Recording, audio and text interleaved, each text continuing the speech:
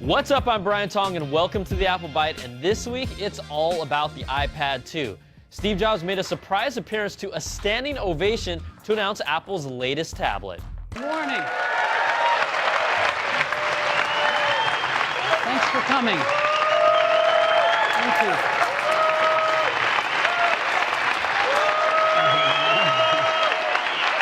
Thank you.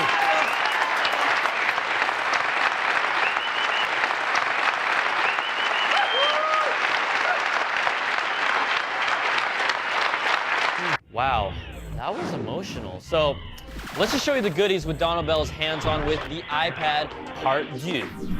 Hey, I'm Donald Bell for CNET.com. We're here at Apple's iPad 2 launch event, and I'm holding the iPad 2. In fact, I'm holding the white version of the iPad 2. There's now two colors, a white version and a black version.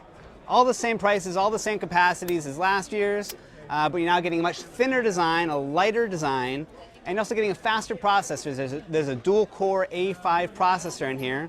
It's promising 9 times the graphics performance of the original iPad. You're also getting a few new features. You're getting a FaceTime feature for video calling. You get HD cameras on the back and a VGA camera on the front. Apple is also announcing 2 new applications for the iPad, their own applications. One's iMovie for the iPad, which was available before on the iPhone and the iPod Touch. It's now coming to the iPad, and it's the most sophisticated version, well, at least the most sophisticated mobile version of iMovie we've seen yet. The other application that Apple announced today for the iPad is GarageBand. This is going to be a pretty cool application out there for you musical types. It does multi-track recording, virtual instruments, a lot of fun. We're going to see this thing March 11th. So having played around with the iPad 2, the little bit that I've had it here, I have to say the thing I like about it the most is how thin and light Apple's been able to get the design. Having seen a lot of their competitors this past year, I haven't seen anything that's gotten this small. And I think being able to preserve that 10-hour battery life is a big deal. It's going to be hard to be able to keep up with that. So for CNET.com, I'm Donald Bell, showing off the Apple iPad 2. Amazing. Now, let's be real. There are plenty of things that many of you aren't happy about. It still has no flash support. The screen is the same resolution. There's no SD card slot. The cameras are for video and not stills. And you have to pay for an adapter to get HDMI out. It's a dual-core tablet with 10 hours of battery life, and it's thinner than the iPhone 4, so yeah, I'm getting one. Now, it'll be available in the US on March 11th. There are no pre-orders, so expect lines, and also expect that same guy who sleeps overnight to be the first in line at every launch to be there too. But forget about the iPad 2. The coolest announcement by far was Apple's smart cover. This thing offers no protection whatsoever except for a thin piece of material that covers your screen, and it automatically aligns itself with magnets. It wakes the iPad when you remove it and puts it to sleep when you put it on. It folds and rolls into a stand both horizontally and vertically. This thing does more than my last girlfriend, and I want one, the red leather one, because you know how we like leather. All right, let's take a little break for our iPhone app of the week. This week's iPhone app of the week is Tiny Wings. It's 99 cents, and no, this isn't an Angry Birds ripoff, even if, you know, the birds look exactly the same.